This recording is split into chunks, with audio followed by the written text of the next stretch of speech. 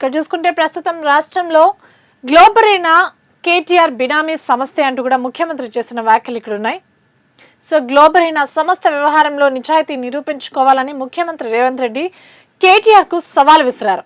ఇక గత ప్రభుత్వ హయాంలో 2019లో ఇంటర్మీడియట్ పరీక్షల నిర్వహణలో ఆ సంస్థ వ్యవహరించిన తీరుతో 27 మంది విద్యార్థులు ఆత్మహత్యకు పాల్పడింది వాస్తవం కాదా అంటూ కూడా ప్రశ్నించారు.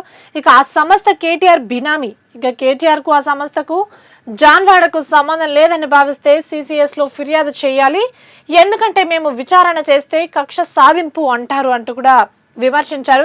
ఇక కేటీఆర్ ఫిర్యాదు చేస్తే అప్పుడు దాని లోటుపాట్లు కూడా వెలికి తీస్తాం, విచారణలో నిజాలు నిగ్గు తెలుస్తాం. ఇక రాష్ట్రంలో 2019లో జరిగిన ఇంటర్ పరీక్షల వ్యవహారం కేసుపై ఇప్పటికే విజిలెన్స్ విచారణ కూడా కొనసాగుతుంది. నివేదిక వచ్చాక ఆ వివరాలు కూడా చెబుతామంటూ కూడా స్పష్టం చేశారు. ఇక కేటీఆర్ పై ముఖ్యమంత్రి ఏవైతే సవాల్ విసిరారో దానికి కౌంటర్ గా కేటీఆర్ చేసిన వ్యాఖ్యలు కూడా ఇక్కడ ఉన్నాయి. సీఎం 48 గంటల్లో క్షమాపణలు చెప్పాల్సిందే అంటూ కూడా భీష్మించి కూర్చున్నారు ఆయన. గ్లోబరీనాతో నాకు ఎలాంటి సంబంధము లేదు, సీఎం రేవంత్ రెడ్డికి లీగల్ నోటీసులు కూడా పంపినట్టు తెలుస్తుంది. ఇక పీఎం మోదీకి భయపడే కొడంగల్లో ధర్నా చేశారు అంటూ కూడా ఎద్దేవా చేశారు ఆయన.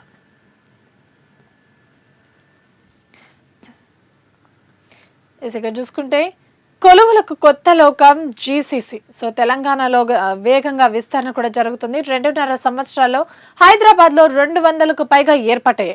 ఇక ఈ సంవత్సరం మరో 100 లక్షంగా ప్రభుత్వ కార్యాచరణ కూడా సిద్ధంగా ఉంది. ఒక్కో జేసీసీతో 1000 ప్రత్యక్ష ఉద్యోగాలు, 3000కు పైగా పరోక్ష ఉపాధి అవకాశాలు కూడా దక్కనున్నాయి. ఇక చూసుకుంటే జీసీసీలకు హైదరాబాద్ ను ఎంచుకున్న దిగ్గజ అమెరికా సంస్థల ఒక లిస్ట్ కూడా ఇక్కడ ఉంది. ఒకటి మారియట్, టీ మొబైల్, అలాగే American Airlines, Citizen Bank, HCA, Vanguard, Cigna, Southwest Airlines, Charles Schwab, అలాగే వెస్టర్న్ యూనియన్, ఎన్ఎన్కోపి గ్లోబల్ కూడా. సో ఈ సంస్థల లిస్ట్ ని కూడా మనం ఇక్కడ చూసుకోవచ్చు. సో జేసీసీలకు హైదరాబాద్ ని ప్రత్యేకంగా ఎంచుకున్న దిగ్గజ అమెరికా సంస్థలు ఇవి. ఇక ఆర్మీని పిలిపించక తప్పడం లేదు. సో హైకోర్టు చేసిన కొన్ని వ్యాఖ్యలు ఇవి.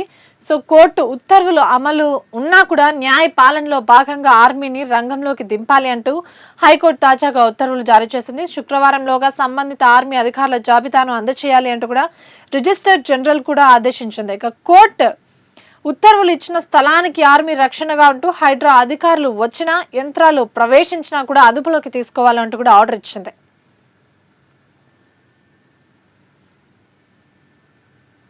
ఇక కాంగ్రెస్ ఓట్లే లక్ష్యం. సో ప్రస్తుతం రాష్ట్రంలో జరుగుతున్న సర్ ప్రక్రియ ఏదైతే ఉందో దానికి సంబంధించి ప్రభుత్వం తరపున కొన్ని ఆరోపణలు కూడా వస్తున్నాయి. ఇక సర్ పేరుతో కేంద్రంలోని బీజేపీ సర్కార్ కుట్ర చేస్తుంది అంటూ కూడా స్వయంగా రాష్ట్ర ముఖ్యమంత్రి రేవంత్ రెడ్డి స్పష్టం చేశారు ఇక్కడ. సో ప్రత్యేక ఓటర్ జాబితా సవరణ పేరుతో కాంగ్రెస్ ఓటు బ్యాంకును లక్ష్యంగా చేసుకుని కేంద్రంలోని బీజేపీ ప్రభుత్వం కుట్ర చేస్తోంది అంటూ ఆరోపించారు. ఇక సర్ పేరుకే ప్రక్షాళన అని కాంగ్రెస్ ఓట్లు తొలగింపే టార్గెట్ అంటూ కూడా ధ్వజమెత్తారు. గ్రామీణ ప్రాంతాల్లో ముఖ్యంగా దళితులు, గిరిజనుల ఓట్లను తొలగించేందుకు ప్రయత్నిస్తున్నారు అంటూ కూడా ఆయన ఆగ్రహం వ్యక్తం చేశారు. ఇక ఓటు కోల్పోతే సంక్షేమ పథకాల లబ్ధి పొందడంలో కూడా ఇబ్బందులు ఎదురయ్యే అవకాశం ఉన్నట్టు కూడా తెలుస్తుంది. సో గతంలో కేసీఆర్ హయాంలో జీహెచ్ఎంసీ కమిషనర్ సోమేష్ కుమార్ నగరంలో లక్షల ఓట్లను తొలగించారని ఎన్నికల కమిషన్ ఆగ్రహం వ్యక్తం చేయడంతో ఆయన సంక్షేమ శాఖకు బదిలీ చేశారంటూ కూడా కొన్ని విమర్శలు చేశారు. ఇప్పుడు చేస్తున్న సర్ ఆద్యుడు కేసీఆర్ అని కూడా వ్యాఖ్యానించారు. సో గురువారం శాసనసభ ఆవరణలో జరుగుతున్న మరమ్మతు పనులను కూడా సీఎం పరిశీలించారు. దానికి సంబంధించిన ఇమేజ్ ను కూడా ఇక్కడ చూసుకోవచ్చు. ఇక మరొకసారి ఢిల్లీలో జరుగుతున్న పోరాటం ఇక్కడ చూసుకుంటే సో అవే డిమాండ్లు, అదే ప్రతిష్టంభన. సో 4 రోజులుగా ఉభయ సభల్లో ఒకే తంతు పునరావృతం అవుతుంది. పార్లమెంట్ లో షరతులు లేని చర్చకు సిద్ధం అంటూ కూడా కేంద్రం అంటుంది. ఇక ప్రధాని రాజీనామా తర్వాతే చర్చలకు రెడీ అంటూ కూడా విపక్షాలు తేల్చి చెప్పాయి. ఇక పేపర్ లీకేజీల నియంత్రణకు బిల్లు, లీకేజీ ఉదంతంలో నిందితులకు కఠిన శిక్షలు, నేటి కేబినెట్ భేటీలో ముసాయిదా బిల్లుపై చర్చ. ఇక అర్ధరాత్రి ఎక్స్ లో ప్రకటించిన పీఎం మోదీ.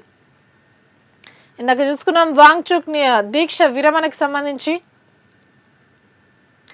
ఇక మంత్రికి తెలియకుండానే విజిలెన్స్ విచారణ. సో రాష్ట్రంలో నెలకొన్న పరిస్థితి ఇది. ధాన్య టెండర్ల రద్దుపై విచారణకు సీఎం ఆదేశాలు జారీ చేశారు. మీడియాలో వచ్చే వరకు మంత్రి ఉత్తమ్కు తెలియదనే చర్చ నడుస్తోంది. ఇక పౌర సరఫరాల శాఖ ఉన్నతాధికారులపై మంత్రి ఫైర్ అయ్యారు. తన శాఖ వ్యవహారాల పత్రికల్లో చూసి తెలుసుకోవాల్సి వస్తుంది అంటూ కూడా ఆయన తీవ్ర స్థాయిలో మండిపడుతున్నారు. ఇక తన ప్రతిష్టను దెబ్బతీయడానికే ప్రయత్నాలు జరుగుతున్నాయి అంటూ కూడా అవమానిస్తున్నారు. ఇక సార్పై మాకు నమ్మకం లేదు, లోతుకుంట భూ వివాదంలో ఆర్మీని పిలవక తప్పడం లేదంటూ సర్కారుపై నమ్మకం లేదంటూ కూడా హైకోర్టు చేసిన కామెంట్స్ ఇందాక కూడా చూసుకున్నాం. ఇక 6 లక్షలకే 60 లక్షల ఫ్లాట్ ఇస్తున్నాం. సో పేదలకు గౌరవప్రదమైన సొంతింటిని అందించడమే లక్ష్యం అంటూ కూడా మంత్రి పొంగులేటి చేసిన వ్యాఖ్యలు ఇక్కడ ఉన్నాయి. నగరం నడిబొడ్డున పేదలకు గౌరవప్రదమైన సొంతింటిని అందించాలని ప్రభుత్వం లక్ష్యాన్ని నిర్దేశించుకుంది అంటూ కూడా మంత్రి తెలిపారు. ఇక పేదల నివసిస్తున్న ప్రాంతంలోనే సొంతింటి కలను నెరవేర్చేందుకు నియోజకవర్గాన్ని యూనిట్ గా ఎంపిక చేశాం. సో అక్కడ ఇందిరమ్మ టవర్స్ నిర్మించి లబ్ధిదారులకు అందిస్తాం. ఈ ఇళ్ల కోసం స్థానికంగా అందుబాటులో ఉన్న మీ సేవా కేంద్రాల్లో దరఖాస్తు చేసుకోవాలి అంటూ కూడా విజ్ఞప్తి చేశారు. ఇక మీ సేవ వెబ్సైట్ ద్వారా కూడా దరఖాస్తు చేసుకోవచ్చు అంటూ స్పష్టం చేశారు. సో ఏకంగా 60 లక్షల విలువ చేసే ఒక ప్లాట్ను కేవలం 6 లక్షలకు మాత్రమే ఇస్తున్నాం. సో దీనికి సంబంధించి ఇందిరమ్మ ఇళ్ల సమీక్షకు సంబంధించి కార్యక్రమం ఏదైతే జరిగిందో అందులో భాగంగా మంత్రి చేసిన వ్యాఖ్యలు ఇవి. ఇసుక ఎయిర్లైన్స్ లోకి అదానీ గ్రూప్ ఎంట్రీ ఇస్తుంది. సొంత విమానయాన సంస్థ ఏర్పాటుకు ప్రయత్నాలు కూడా చేస్తుంది. నిబంధనలు సడలించాలి అంటూ కూడా కేంద్రానికి ఇప్పటికే ప్రతిపాదన పెట్టినట్టు తెలుస్తోంది. పేపర్ లీక్ పై విచారణకు ఫాస్ట్ ట్రాక్ కోర్టులు. సో ప్రధాని మోదీ వ్యాఖ్యలు ఇవి. ప్రధాని నరేంద్ర మోదీ ప్రకటన, యువత భవిష్యత్తు కంటే ఏది ముఖ్యం కాదు అంటూ కూడా కామెంట్ చేశారు ఆయన. నేడు కేబినెట్ లో మరిన్ని నిర్ణయాలు తీసుకుంటాము అంటూ కూడా ఎక్స్ ద్వారా విడుదల చేసిన వీడియో ఏదైతే ఉందో ఆ వీడియోలో స్పష్టం చేశారు.